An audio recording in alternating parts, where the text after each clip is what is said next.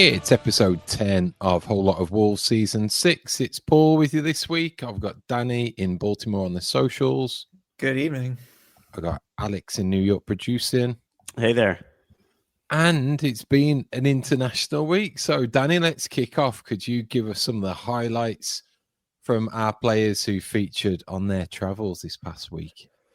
Yeah, that's right. And it was a bit of a weird one because obviously I think the club put out that this is the record number of internationals traveling, which, won't be music to most people's ears. I think we'd all rather have them back with Vitor.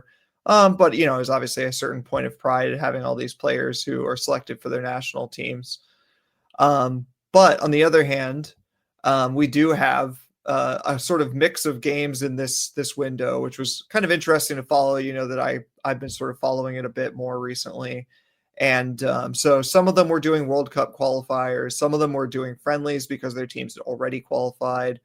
And then there are various sort of asterisks. Enzo Gonzalez at the U20 World Cup and Fer Lopez with Spain under 21, which was Euro qualifiers. So there were sort of like technically 4 different types of games potentially happening at any given time. But a lot of the action was in Africa because obviously we have on loan we have Giga, but then there's Chachua. There's also Agbadu, who plays for Ivory Coast, and Orokodare, who plays for Nigeria. And of course, Munetsi and Trewa both are starters for Zimbabwe. Take from that what you will. So some of them were really in the hunt, and in particular, Ivory Coast needed to sort of solidify their position in their group, and they did. They are now qualified for the World Cup.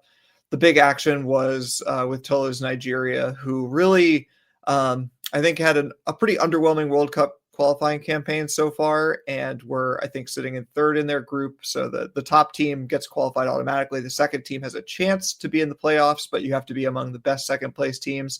But the thing that blew their group wide open was that South Africa were docked 3 points for having fielded an ineligible player in a previous game. So that sort of opened everything up and allowed them in. So I won't go through all the permutations because there was a crazy ESPN article with like scenarios where depending on the number of away goals scored, we might be down to like flipping a coin sort of scenarios. But anyway, the upshot of all of it is that they completely clinched that second place spot and being in the playoffs among second place finishers by winning 4-0 on the final day against Benin, who had been on top of the group for a while, which was kind of a pretty spectacular performance, especially by Osimhen, who scored a hat trick. Tolu came on and was instrumental in their final goal, and sort of a big achievement for them to be part of that. I think they have a pretty decent chance to go through, but they're going to have to go through a playoff with other African teams and then play like whatever the intercontinental playoff is. I guess it's with maybe someone from CONCACAF. I'm not really sure. That's way far down the line. I'm not bothering to look into it. Yeah, so that was sort of all the excitement in Africa. And then just to talk about the friendlies that went on around, obviously people may have seen on Twitter, the main Wolves account put out that Santi Bueno captained his Uruguay side for the first time. They were bringing in new people. Again, these are friendlies because Uruguay have already qualified, but they're trying to find other leaders ostensibly, and so he got to captain his side in the second game that they played. And then in which strangely was played in Malaysia. I'm not really sure if that's for money-making reasons or whatever. And then also in Southeast Asia, Brazil were playing Korea and Japan. So obviously they were in Seoul first and then Tokyo, and Korea had 2 games at home in Korea. And the interesting part about that, I guess, is that Hwang didn't play a single minute. In the first game, Brazil versus Korea, Andre got on at the end, but João Gomez didn't, and nobody made it on in their second game, neither Andre nor João Gomez. I think people were really looking for them to have, some kind of impact or time there, since they've been looked over in the past. But Ancelotti seems really to prefer Casemiro and Bruno Guimaraes and Joe Linton in his midfield, which I got to say is a little bit disappointing, especially with Casemiro being 50 years old or whatever. So a little bit frustrating there, but as always, they are just friendlies, and I do want to caution. I think I said this like about a dozen times on Twitter when people were asking me because I was following these things. It's like really not worth it to like put a lot of stock in international games generally, and even less so with friendlies. So I wouldn't read too deeply into that. I have seen some rumors that He-Chan may have been injured the entire time, which obviously will impact, our thoughts about the lineups for this weekend. But other than that, some varied action around the globe, but it was mostly teams that Wolves aren't involved with. Like Krejci had to play against the Faroe Islands, and Faroe Islands have been on a tear and actually upset them. So on the wrong end of that one. And other stories like Cape Verde being the second smallest team after Iceland to ever qualify for a World Cup. The Blue Sharks have done it somehow. They've come top of their group in Africa and are going to the World Cup. So lots of exciting things, but most of the Wolves stuff is pretty much what we expected. Awesome. So got that international break out the way and onto this weekend, previewing Saturday's trip to Sunderland next. And to help with the opposition preview, we have long-time Black Cats fan Jeramie Westbay joining us from the Washington, D.C. area. Hi, Jeramie. How's it going? Hey, good evening, Paul. It's going well. Nice to see you again, and glad to be here. Likewise. So, firstly, Jeramie, tell everyone why Sunderland. You know, I get that question a lot. So many choices. But I'm a firm believer that nobody chooses their club. Your club chooses you. And I think my situation is no different. Being an American sports fan of my advancing age, there wasn't a lot of exposure to European football. And so it was the 2010 World Cup when we had pretty high expectations for the U.S. team. And so watching Tim Howard and Landon Donovan, and I was aware of Manchester United, but didn't know what even league they played in. And so they kept saying Premier League, Premier League. And so a quick Wikipedia search, learning about the Premier League, seeing relegation and promotion, which is a foreign concept for American fans. I thought, okay, that's interesting. And then looked at the list of the clubs, and Sunderland stood out to me because at the time I was actually living in a very small town of Sunderland here in the United States. And so I was like, well, let me research this. And so doing some further down the Wikipedia rabbit hole and seeing that the history of the club for the first 50 years of the last century, Sunderland apparently were one of the great clubs in England. And then fell on pretty hard times for the latter half of the century, and around 2010 back in the Premier League and starting to rise again, which kind of mirrored the story of the baseball team that I follow, the Red Sox in the United States, who kind of had a similar track. So just a couple of short weeks later after the World Cup, they're playing their first match of the year, and so I was able to watch the Manchester City match online, which was new at the time and streaming. And I knew enough to know that we were underdogs. Manchester City starting to kind of rise as a powerful club. And it was 0-0 going into the 90th minute. And there was a cross that came in for Darren Bent, and he got fouled in the penalty box and converted the penalty kick. And I said, that's it, I'm in. I don't even know much what's going on, but I like it. And it was exciting. And I've really been a huge supporter ever since. So we go back about 10 years talking about our respective teams to times where both were kicking around in the doldrums of lower league games in England. So can you give us like a potted history of those 10 years since, really around that time of the Sunderland Till I Die series and onwards into this season? Yeah, so little did I know that that was sort of the heyday of being a Sunderland supporter not long after. I mean, we had Darren Bent and then signed Asamoah Gyan, who had just knocked the United States out of that World Cup. And so we had two world-class strikers, and man, I thought life was going to be fantastic. But it was very shortly after, that Darren Bent left, obviously, for Villa. Asamoah Gyan went to Saudi Arabia for a bunch of money. Funny how the Saudi Arabia theme comes back to the Northeast. But And then Steve Bruce really struggled, and so we started to really fall. And David Moyes put the finishing touches on us and got us relegated. So he'll long live in infamy, certainly in the Northeast with Sunderland fans who really seemed like from day one was just said we don't have enough talent here. It's not my fault, and just right from the gate we fell into disaster and got relegated, and then double relegated, not just the championship but right down to League One. And the American owner at the time seemed clearly lost, and so he sold the club, and really fell on quite hard times and being in League One for several seasons, as I think was kind of chronicled by the Netflix series.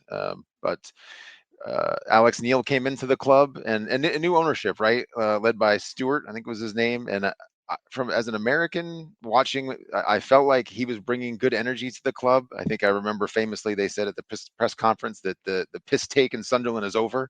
No more players coming here just to enjoy. No more loanees from Manchester or London coming here and taking it easy. We're going to be serious about who we bring in, and it felt like it changed it. There was a lot made of having the fans come in to actually change out the seats, right? The seats had gotten old and turned, I think, famously pink instead of being red. And so they came in, the fans came in. It was a big community building event. So I felt actually rather positive, and things seemed to look better.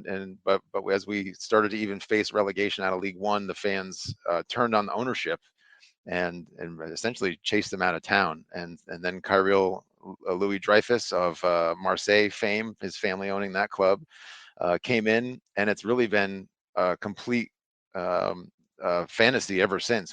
Alex Neil got us promoted out of League One. And they really started this youth movement, and I think clubs talk about it, bringing in young players, but and maybe it's just Sunderland's history, but they would bring in young players, but then they don't trust them, they don't play them. Like, well, if you don't have the experience, you're not going to. Well, how do you get experience if you don't get them on the pitch? And so our leadership, starting with Alex Neil, and then as it's turned to Reggie Labrie, has really, I mean, Joe Bellingham last season, Chris Rigg, who was, I think, 16 years old to start the season, getting significant, they were getting significant playing time. Mayenda on the front line, Dan Ballard at the back, Anthony Patterson in goal, all young, many of them locally bred players that were starters and got heavy minutes.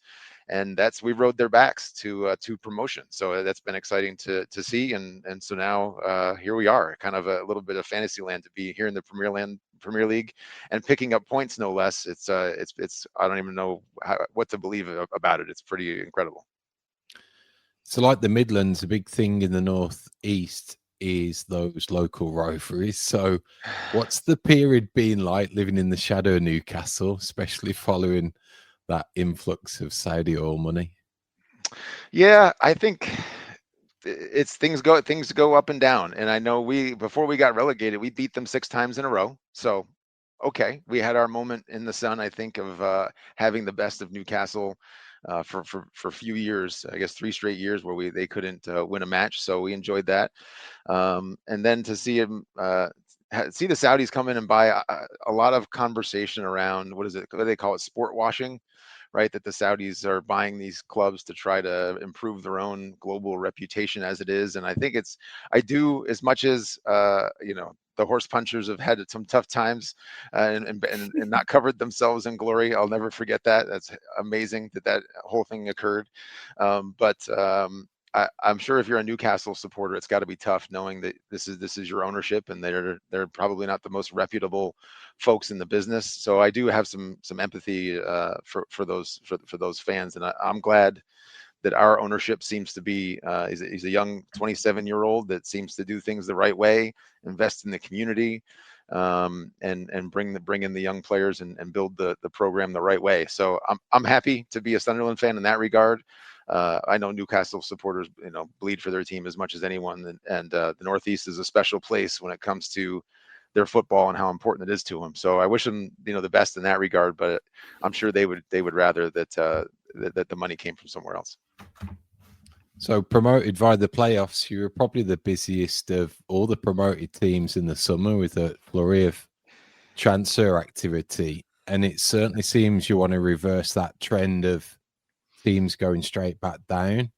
How's that transition really shaped your starting 11 now, and what immediate impact do you think it has had on that start to the season? It's hard to know what to say about it because it's so incredible, the transition. We had, again, these Sunderland born and raised players. You got to know them all. Dan Ballard with the header to get us into the final was incredible. And then to obviously win a playoff where we were down 2-0 momentarily until VAR brought one of the goals back and gave us an opportunity to get in that game. And you wonder, right, when you go into the Premier League, how many of these players are going to stick around and be a part of the future. And it seemed like every other day we're signing somebody new for 15 million pounds or 18 million pounds. And to be honest, didn't recognize a lot of these names. And it's an entirely new squad. But I think that the centerpiece of that has got to be Granit Xhaka, who's really been a rock, really protecting the back line, marshaling the forces, and also coaching up the younger players. I think there's a story that's come out that Chris Rigg, who was the 16-year-old, who's an incredible talent, but apparently being a little bit lazy in training, and Granit was not going to have that. And he made sure he knew what the standard was and how we needed to operate in the Premier League. And he has been, I think, probably our most important signing. But followed by in defense, Mukulele has been huge, and Omar Alderete have really shored up the defense in an incredible way. I think the expectation was that you get this many new players in at once, and it's going to take time for them to learn how to play together. So my thought was, it's going to be the holiday season before we start to get some momentum. So to see them play so well out of the box is sort of inexplicable, and I'll take it. But it feels like a little bit of a mirage. So I don't know if it's going to continue. The Sunderland fan in me is telling me not to get carried away because darker clouds must be on the horizon somewhere. We're not allowed to have nice things for sure. So it remains to be seen. But clearly, they've brought in a lot of talent. And Reggie Labrie has done an incredible job of getting them to play together, and so we'll see. We'll see how their season progresses, but absolutely floored that we've done so well so far. What can we expect on Saturday by way of how you'll shape up and approach the game, particularly with reference to you probably being the favourite, certainly at home? Yeah, don't say that. I mean, so we play a 4-3-3, and I think the strength so far has been that defense, not conceding very many goals. We very much play, I think, maybe typical for a promoted club where we play a lot of defense, and we're happy to give up possession, keep our squad behind the ball, and then try to catch teams on the break. And I think that's been very successful for us. I think we went to Manchester United last weekend, maybe feeling a bit overconfident because I felt like we got away from playing that way and tried to play a more possession game and match them. And Manchester United just got behind us and got some early goals, and that was that. So I think at home against obviously your Wolves squad that has had sort of the opposite type of start. So keep in mind, we haven't played any of the top 5 clubs. No Liverpool, Man United, Man City, Arsenal. We've had a nice, pretty easy start. I want to say maybe not easy, but we've played against clubs that give us a chance to get started. And so West Ham, who's clearly struggling, we came out of the gates and beat them 3-0, which was amazing. We caught Forest while they're struggling, and picked up a couple other draws. And so I think we've been a little bit lucky. And I think even some of our wins, we've had the rub of the green so far. Rick, sincerely, we've gotten a little bit lucky, but we're playing good defense. So if they come out and they play the counterattacking style that's been what's helped them and be successful, we have a chance. But honestly, I think luck runs out at some point. And if I'm a Wolves club where the class is permanent, I think that at some point you guys will step forward. And this is the type of game, quite honestly, where you're right. We expect to be the favorites. We're at home. You expect to bounce back, but I also wonder if maybe United found us out a little bit and maybe has the blueprint for how to beat us. So I honestly wouldn't be surprised if Wolves pick up a result this weekend. All right. Finally, Jeramie, just overall your expectations now for the rest of the season.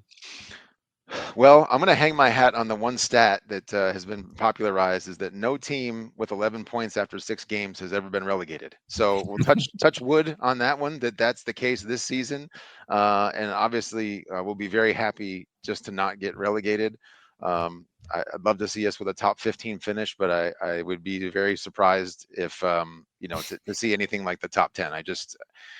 You still wonder if the squad, and Wilson Isidore has been sort of our talisman and a goal poacher, and he's a super fan favorite. I think he's fantastic. If he can stay healthy, that's the other problem. In midfield, we've already lost Habib Diarra and Sadiki are out for this game. Sadiki's that box-to-box midfielder that covers every blade of grass. He's not going to play. So now we're going to be reliant on some of those youngsters in midfield. So we're a little bit of a thin squad, right? So if we don't stay healthy, we're going to struggle. So hopefully we can gather a few points in the front here and hang on. But I think it's going to be a struggle long term. We're just not as talented as most of the clubs in the Premier League, unfortunately. Well, we will do this again for the reverse fixture, see where we are at that point. Thanks for coming on, Jeramie. No, my pleasure. And I heard on the last podcast with your Newcastle a friend that somebody's going to be supporting Sunderland when they play. So hopefully you guys do, and look forward to talking to you guys again. Best of luck to you this weekend. You too. Thank you. Cheers.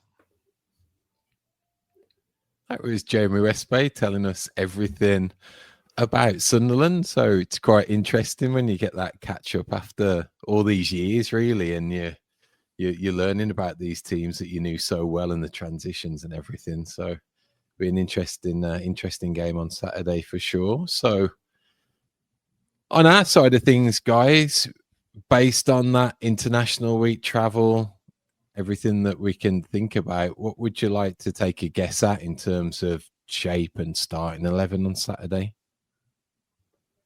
Yeah, I think the big question has to still be, does he stick with a back four or does he go to a back three?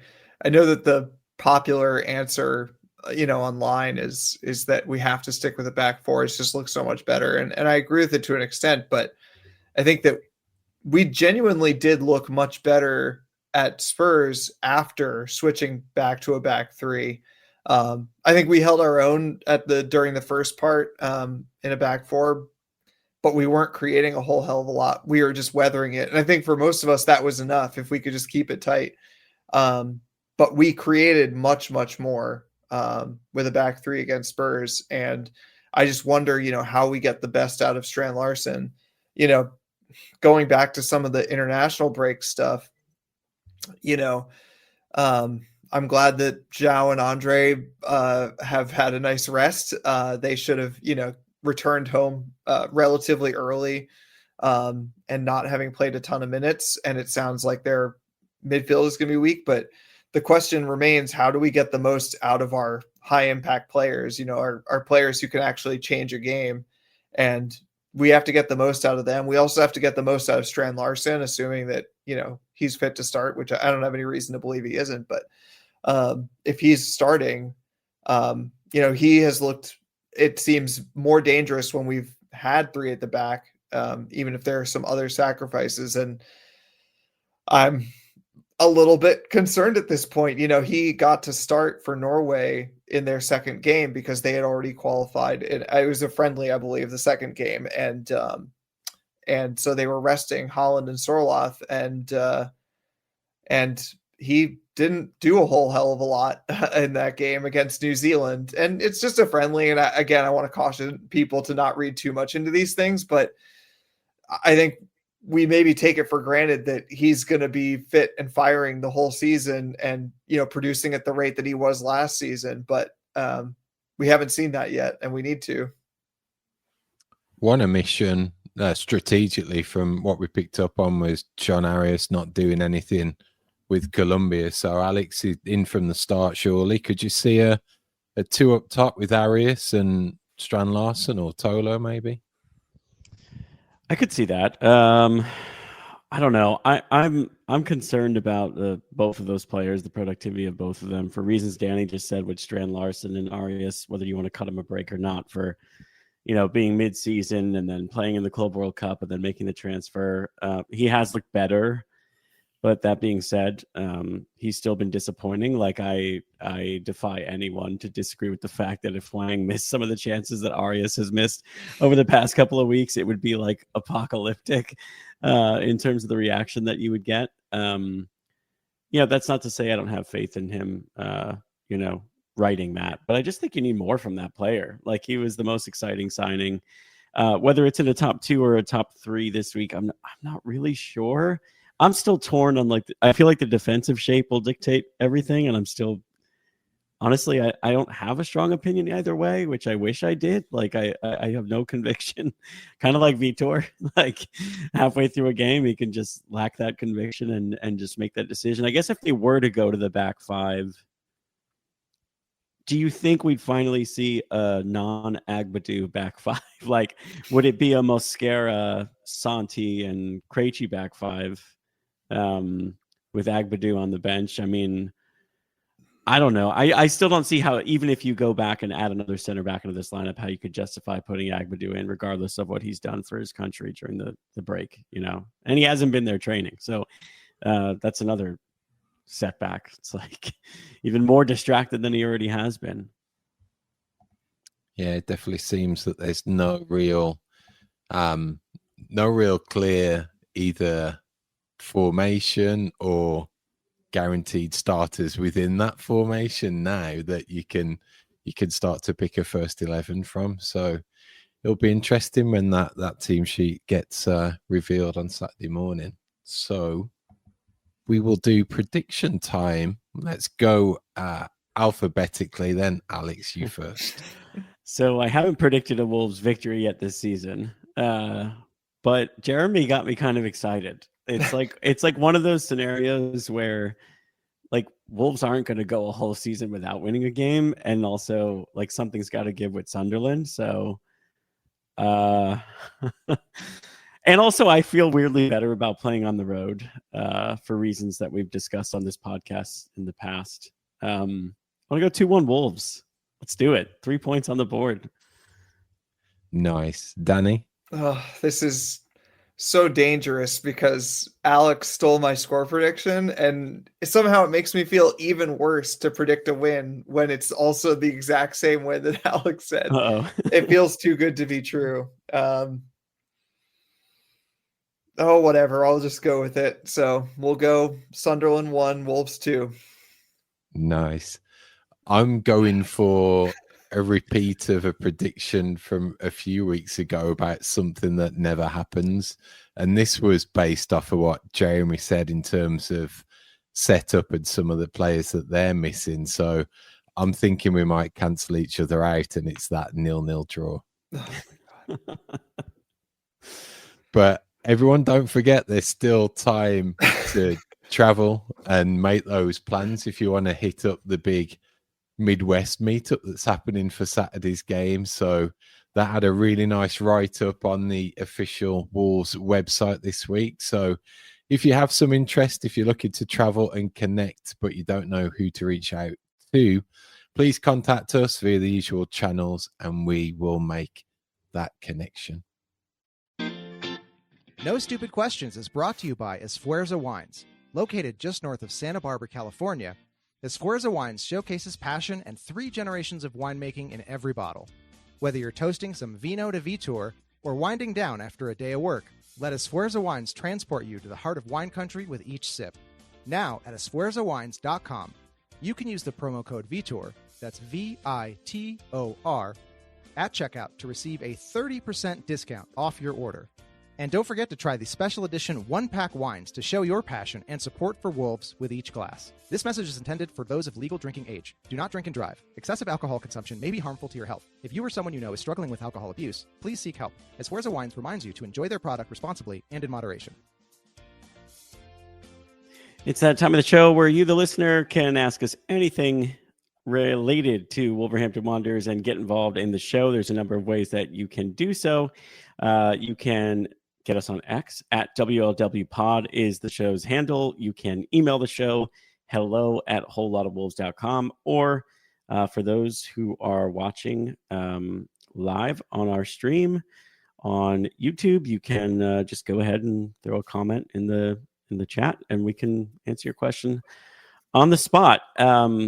So let's start with a question from Stu on X, who says, after Sunday's abomination, should Wolves versus Burnley, which is following the Sunderland match, be played in America in retaliation for the sporting war crime of England hosting the Broncos and Jets?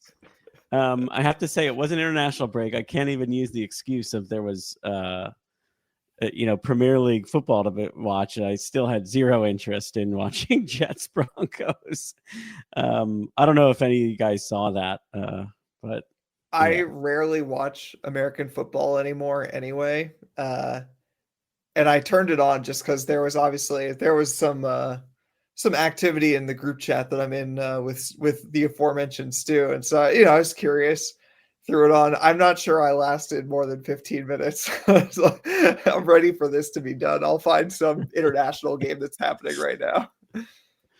I did have to look twice at that question and think, well, who were the Wolves playing last weekend? Because abomination has been the only thing that has made me think of the Wolves this season. So to see another team referenced in that same frame was, in a weird way, quite reassuring. It's not just us; it happens to other people as well. But yeah, damn, if you have both of those teams, geez. Yeah, pour one out for our poor friends who are fans of both Wolves and the Jets. Not just Stu, but I think David Hunt on Twitter, who's the stadium announcer, and I believe that there have been 2 or 3 more that have come out of the woodwork since Stu announced himself on there, and woe be to them. I mean, not like our co-host Josh doesn't know about some sports pain. So. It is pretty impressive, though, that between them, they collectively have 13 games played and no wins at all. That's really, really rough. I will say, I was drinking the Justin Fields Kool-Aid after the first game of the season. I have a little bit of a soft spot for the Jets due to some family members who are Jet fans, but even still, I took the Sunday off until the real action started at 1 p.m. Interesting though, because there will be European football played over here. I think Miami is getting some at least a La Liga match. Yeah, that's right. Which is crazy. So I know Stu was joking, and it was more a reference to the Jets, but the same way we send like the Jaguars, who are actually decent, over to England all the time now. The Wolves are bad enough that they would be like the first team nominated to come over to America. They'd be like, who gives a shit about their ticket gauge at Molineux? They can't even sell games out anyway anymore. General sale all the time. Come on. So maybe we got that going for us if the Premier League takes the bait. I don't know if I could see it, but don't give them any ideas. Yeah, it's a sad state of affairs that it's come to that actual league games are coming over to the States. I think it's different with the NFL, but anyway, we can move on. Drew, frequent guest on the show, and Drew Freakin on X says, John Arias, David Muller-Wolf, Chachua, Fur Lopez, which other Premier League squads would these players get into, not just make the bench, but actually contribute? I'm struggling to find one that immediately jumps to mind. Is that crazy? Drew's really been on a tear of asking some similar questions around. I think he's being a little bit unfair to these players. I do think that some of them are sort of victims of our current situation, which is like we've talked about. An issue of recruitment. I think we're looking at these players very differently. If, we replace Semedo with Chachua, but like the starting 11 is largely the same or the same strength, I think we're looking at him as an exciting, young, very fast player that we're like looking forward to watch every week. So like I still fall back to the like we have not recruited well, and these players may be like part of that individually, but they can't help how they are part of it, like collectively. And to answer the specific question, I won't say that all of them. I think you could definitely make a case for Arias and Chachua both being starters for at least some teams in the bottom half I haven't watched enough of other teams to say exactly where or how. But I think that they have enough quality or, specialized skills in the case of Chachua and his speed. And he's shown himself to be a decent defender, to be fair. I think could find their way. I haven't seen enough David Muller-Wolf, and it hasn't been great, but I also think we haven't seen a ton of him. It's funny, I just said, don't read too much in the international breaks, but I do wonder, this guy's starting for Norway, who are not the greatest team, but are a decent team. And so it just makes you wonder, is it something that we're doing wrong? And by we, of course, I mean them, but Vitor, or just again, squad building issues. So I'm not really sure with them. I think we can all see Fer Lopez's undeniable ability and potential, but I don't know that makes him a starter on another team. I think he probably has, a similar role as he does at Wolves, with other teams, in the bottom half, where he very well could be a decent player on them, but not necessarily a week in, week out starter. I thought about this today, and it was reinforced with what Jeramie said actually about some of their signings, that often it's us looking to the likes of Sunderland and those players that they were picking up in that 15 to 18 million pound range. And if it was those types of players mentioned, you'd probably be looking quite enviously at them. Or the flip side of it, it's these types of players that are likes of Brentford sign, again, similar amount, but it's not record breaking, kind of goes under the radar, but then all of a sudden they have a really good start to the season, or they start to find the back of the net or get a lot of assists, and the chatter builds on them, and all of a sudden it's, well, where did they come from? And it's having that really cute transfer strategy, nurturing players, bringing them through, maybe gradually picking up these gems. It really seems that Wolves miss a distinct trick in being able to do that, or we haven't been able to do it for a very long time. And by that, it was the likes of Johnny Otto when we signed him, who was relatively unknown. All of a sudden he's coming in as a stellar starting left back in the Premier League. So it doesn't feel like we've got that to our strategy anymore, which is quite telling, and obviously detriment to the starting 11 and the squad, that you start to that quality is really whittled away. Yeah, and even if I don't think it's that Wolves don't have the means to do what Sunderland do. They just seem like they make the choice constantly to sign players who haven't played in the league, which it's not because they can't afford them. Some of those players, yes, there is a bit of a Premier League tax, but I don't know. I just can't believe that a team like Sunderland can sign so many experienced players that Wolves won't even give a sniff. Granit Xhaka was the butt of so many jokes for so long during his time at Arsenal. I think he was the captain and lost the captaincy after he had an altercation with a fan. Yep. He goes and has an unbeaten season at Leverkusen, just wins the Bundesliga,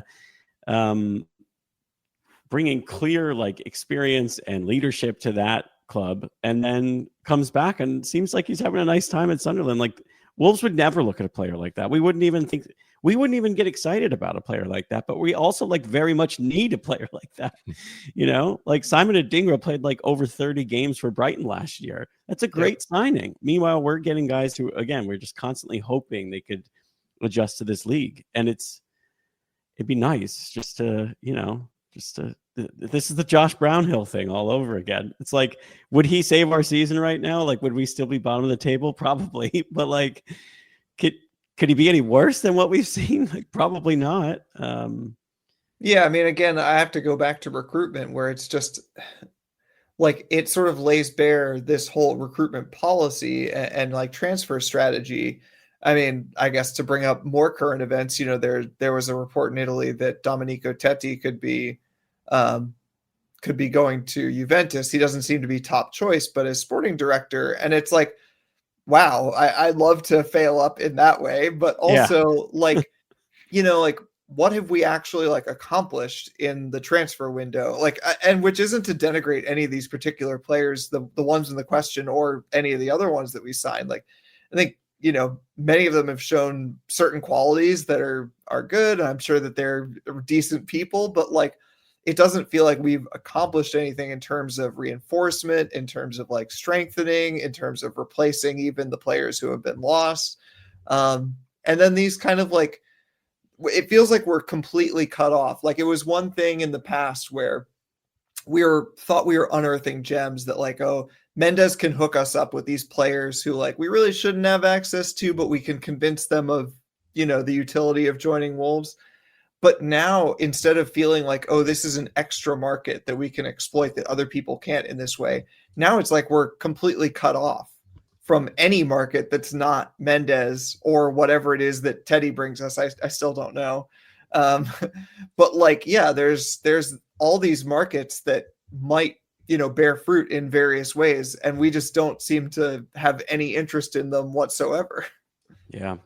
And I can't believe I didn't know that Teddy was linked to Juventus. I love the term "failing up." That is like the extreme example of that.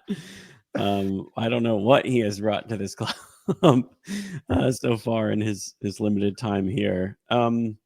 Yeah, it's annoying because it's not even like the players' fault themselves. Like for Lopez, like there's many teams that I think even in the Premier League that for Lopez would be a sensible signing for, because like he would come off the bench every now and then. There'd be almost no expectations for him. And 2 years from now, they'd be like, oh, we signed this kid like 2 years ago with an eye on the future. And like he had the time to develop into an actual finished product that can start on a week-to-week basis in the league. Wolves just don't have that luxury of time, like because every situation is so dire. We're constantly in a relegation battle now to start the past couple of seasons. So we get desperate, and then it stunts the growth of players like that because they get one chance and then they're like just riding the bench the rest of the year. And that's what sucks. It's like, I don't know. I can't blame them. It's this, like you said, it's a situation they're thrown into. So anyway, I don't think he'd get in another EPL team and be a big contributor though, but he'd be a great sign. He'd be like one of those Brighton signings. They sign him, and 3 years from now, you'd be like, where the hell did this guy come from? Be like, he's been on Brighton for years. Like, what are you talking about? And then now he's going to Chelsea. Yeah, you'll finally get to know him in time for him to get sold to Chelsea. All right, let's finish No Stupid Questions with another question from Drew. A little bit more lighthearted. If Josh moved to the UK for work and had to leave the podcast, which by the way, he isn't here, so who's to say he's even in the US at this given moment? Would you ever consider replacing him with an Albion fan? Not naming names about what other pods may have done this.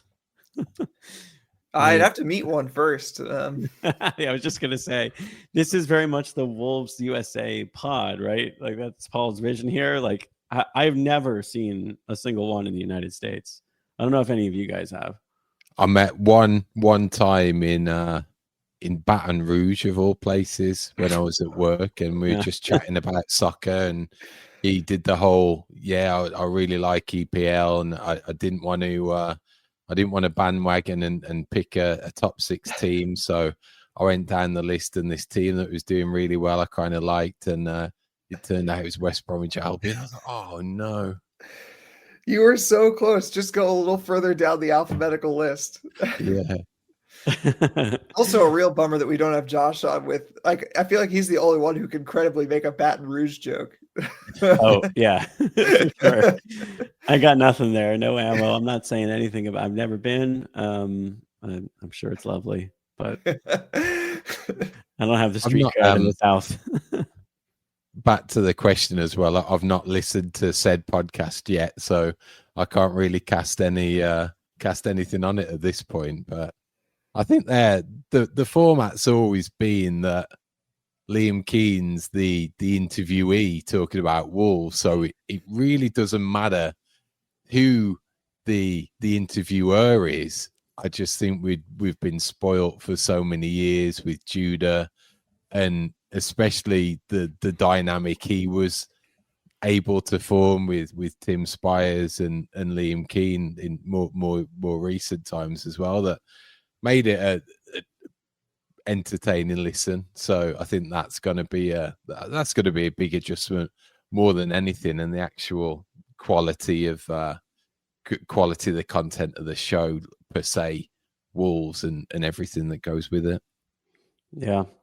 One more question here in the chat. Joey, do you think Arias and or Larson reached 8 goal mark? Struggling to see it. In case you're wondering, many of you may know they both have 0 at the moment. One of them, 8 goals, anyway. seems like, league goals. Well, I guess he didn't specify if it's in all competitions or not. I'm assuming he means league goals. I still think it's doable. No? Oh, it's absolutely doable. Larson goes on like one nice run of it, where, like, gets a brace here, a goal in the following game. All of a sudden, it's a much different story. Yeah, I mean, like, even just this weekend, I'll just like overly jinx things so that then no one can actually blame me for being realistic or anything. But like, Larson scoring a hat trick against a newly promoted team is not like beyond his ability. He scored 2 against West Ham, who are dire, but also like, is there like tons and tons of difference between the two teams? Like, probably not. And suddenly it feels extremely possible. But I share in Joey's pessimism right now, in that, like, I just think, especially with the back four, for whatever reason, we've looked a lot more competent overall on the pitch, but the chances have been so few and far between that I really do worry. I mean, we talked probably in the last podcast and probably the one before that about just chance creation. Not been enough of that, even in the games where we have looked pretty decent, like the last 2 games. The actual chances that we're creating are few and far between, and are often not of like particularly good quality. So yeah, I share in his concern, but I think it is eminently possible for one or both of them to reach 8 goals. I hope they do. I think if both did, you'd probably be talking about a pretty good season in the end. So yeah, let's hope it happens, because I think we'd be enjoying some good times. But whether that is going to be the case, then we're going to have to quickly find out, I think. Yeah, hopefully starting Saturday, one of them will get off the mark, or both.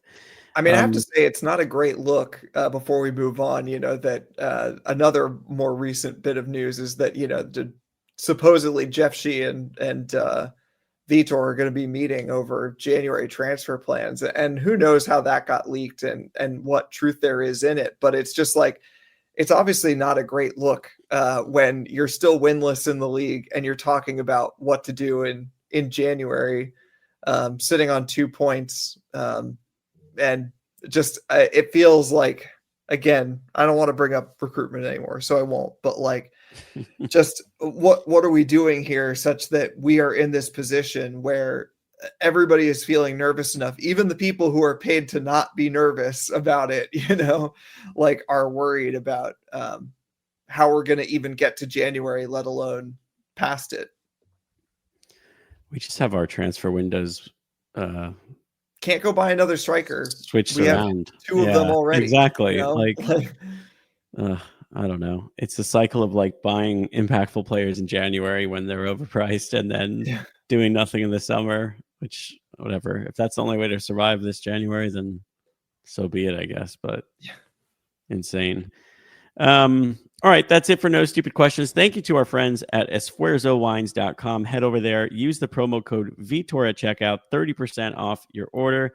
The 1-pack wines are still available, special edition Wolves wines, cool bottle, cool write up on the label. I say that you should check that out and load up on it and take advantage of our discount. Holiday is just around the corner. That's right. Could be a good gift for the Wolves fans in your life. They're going to need it. Like I said, buckle up, boys. It's going to be a rough winter. Danny, let's give a little bit of coverage to the Wolves women team. How has their season started, given it's a few weeks in there? Yeah, I feel like the last time we talked about it was sort of in the height of the controversy last season. I'm sure people have been following it somewhat, but may not be in tune with, the various off-season dealings. I think there have been some really positive changes. This is going to undercut my credibility in denigrating Jeff Shee, but I think that a lot of the moves that have been made structurally, organizationally, have been really, really astute ones, really simple stuff. Okay, I'll put it this way. They are, I wouldn't say the bare minimum, but they are what we were agitating for last season, which is that there is a lot of low-hanging fruit here, which does not cost millions and millions of pounds, but really are just sensible ways to run the women's team right now that are being done. So a lot of very sensible transfers in during the summer. I won't go through all the names, but there are a lot of familiar names for the people who follow Wolves women because they're people we've played against or people who have, been promoted with other teams over the last 2 or 3 years. And they've really been off to a great start. It's hard to put it any other way because they're still undefeated.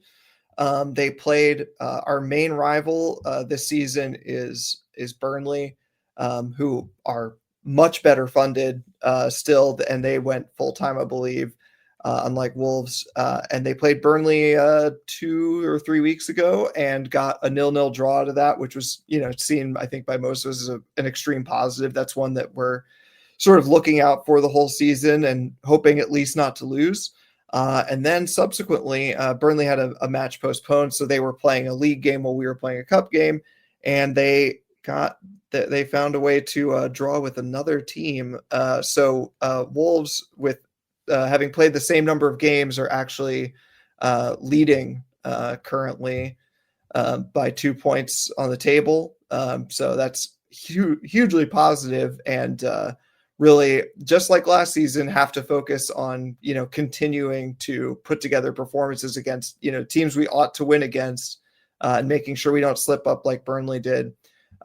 They're still in 3 different cup competitions, obviously the FA Cup, the FAWNL Cup, which is their league, and then Birmingham County Cup. And the FA Cup last year was a pretty big highlight. They obviously drew Manchester United at home, which was a big, big event. Their highest attendance ever. And to get to that point, I think everybody would say that they had a pretty favorable draw. Well, that luck has run out a bit. And our first draw for the FA Cup is Rugby Borough, who sit in 3rd in our current league. So, a eminently winnable game, but much more difficult than the path that we sort of had last season. So I believe that game is coming up in a week or two. But yeah, it's a great time to get interested and get involved because they seem to have also brought on someone to do a bit more social media. So there's a lot more stuff that's just sort of out there, much easier for people from abroad to be following it. So yeah, exciting times. Looking forward to the rest of the season. Unlike with the men's team, it's I'm like so used. God, I hate saying it, but I used to really celebrate those weekends when we'd have gotten 6 points between the two teams. I hope that happens soon, but not holding my breath. We'll see. That brings this week's show to an end. So thanks to Danny on the socials, Alex producing, you, our audience, as this is for you. It would be a huge favor to us in return and helping to grow the Whole Lot of Wolves pack. If you can give us that 5-star review on your podcast listening platform of choice, drop us a line on there of some kind words, along with subscribing to Whole Lot of Wolves if you haven't done so yet on YouTube. Like our content there. Subscribe for those notifications of when we go live and post. All of that engagement helps us a great deal. We're going to be back next week. It will be a review of that Sunderland game and then preview another crunch clash at home to Burnley the following Sunday. So get well soon, Josh, and his $6 million man bionic new hip. And you all take care of yours this week when jumping up and down and celebrating that win while saying up the mighty Wolves.